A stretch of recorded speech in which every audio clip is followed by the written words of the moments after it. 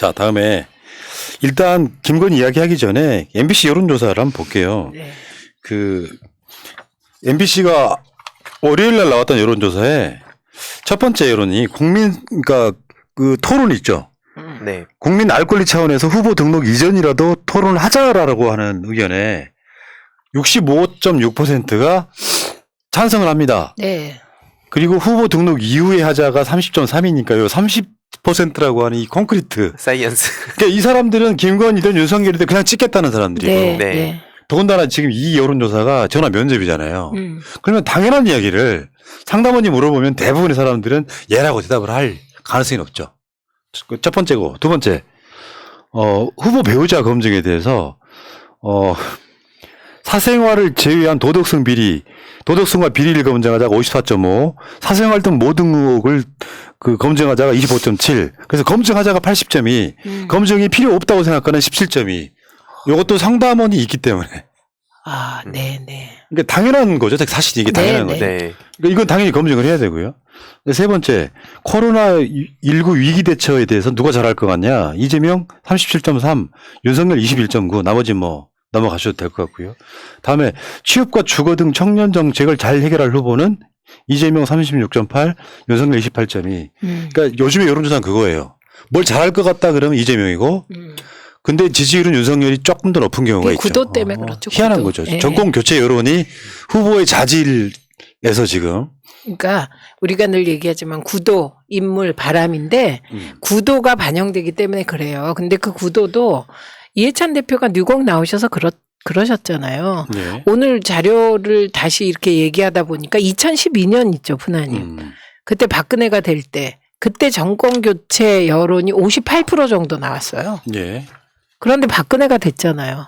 그때 보면 박근혜로 돼도 정권 교체다가 30%, 지금 이재명이 돼도 정권 교체다가 20%. 예. 이렇습니다. 그래서인지 이번에 그 TK 쪽의 메타버스 반응을 보니까 사실 관계자들이 디비졌다고 해요.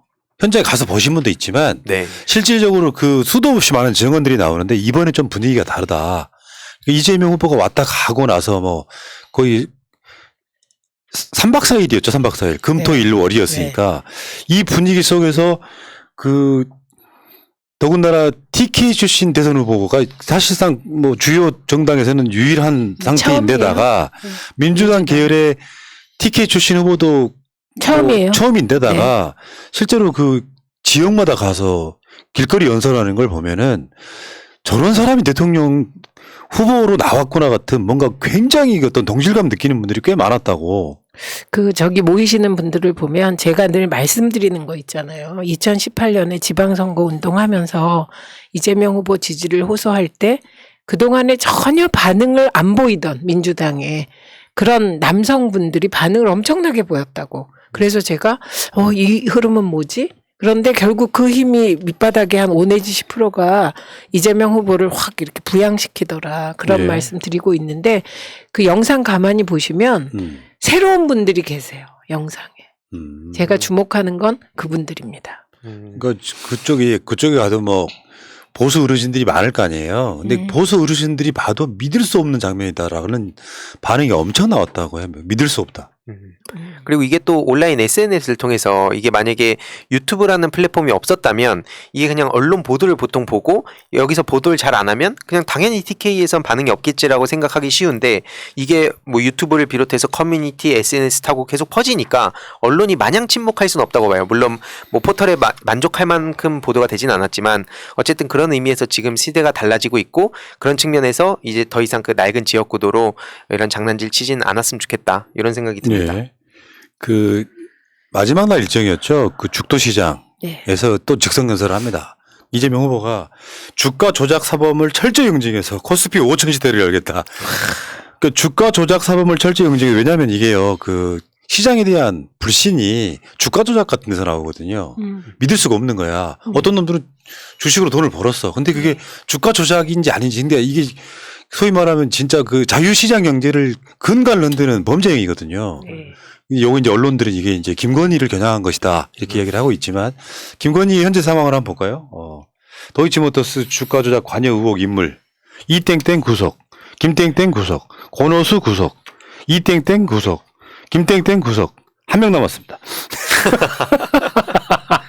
야, 이 김건희가 한 명 남았다고요. 네. 네. 저래놓고 문제 없다고 얘기하는 게 국민들을 진짜 바보로 알지 않는 이상. 그 오늘 관훈클럽 토론회에서 우리가 얘기하는 2010년 9월 이후 계좌, 주식 계좌, 김건희 네. 주식 계좌 거래 내역 그거 다 공개할 의향이 있느냐? 안 하겠다 그러던데요. 네. 단호하게. 예. 그건 이제 관훈클럽 토론을 따로 모아서 한번 얘기해 볼게요. 네. 나옵니다. 자, 어쨌건 그런 상황이고, 이재명 후보가 TK 가서 남긴 수학은 그런 거라고 생각해요. 어차피 저기는 표 안 나오니까 그런 생각이면 대선 집니다. 오히려 험지에 가서 한 표라도 긁어 모으는 거.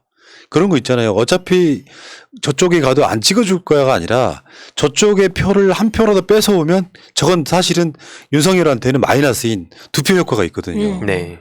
근데 거기서 여러 가지 뭐 논란들이 있긴 했지만 또 그 악의적으로 막 그걸 해석하는 언론들이 또 훨씬 더 많았던 것 같고. 아이, 그거야 뭐, 고향에 가서 약간 오버한 건데요. 우리 다 동의 안 해요, 그거에. 그러나 그게 또 뭐 큰일이라고. 네. 그렇게 점수도 따고 약간 또 뭐 문제도 생기고 그런 겁니다.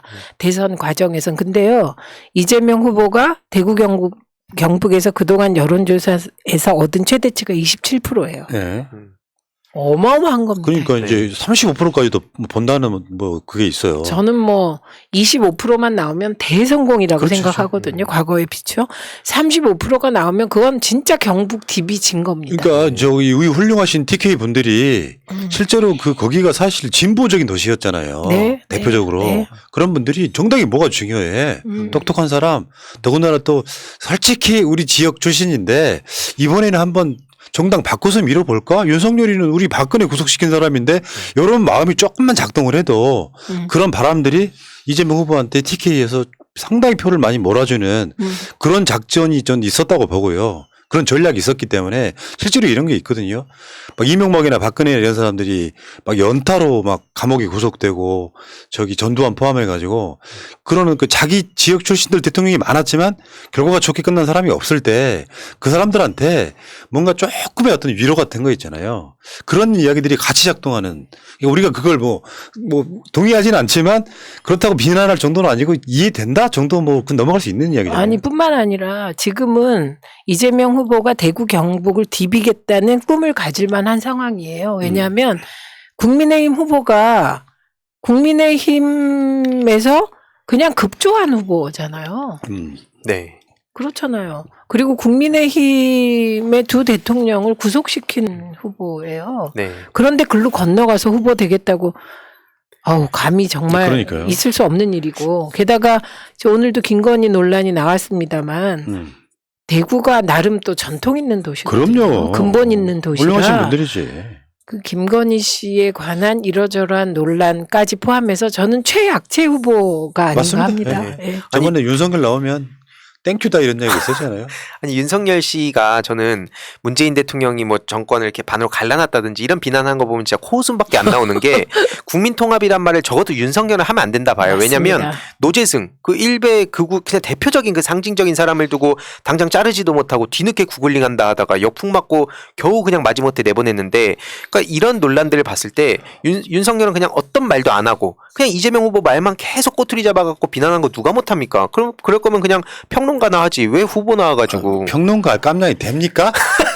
평론가는 똑똑해야 돼. 그쵸. 최민희 의원처럼 지금. 아니 황희두님, 희두님이 지금 이렇게 평론한다고 평론 우습게 보는데? 자, 알겠습니다. 어쨌건 네. 이재명 후보 TK 가서 누가 그런 표현 쓰더라고요. 따박따박 한 표씩. 네. 그런 표 잘 안 무너지거든요. 네. 여기까지.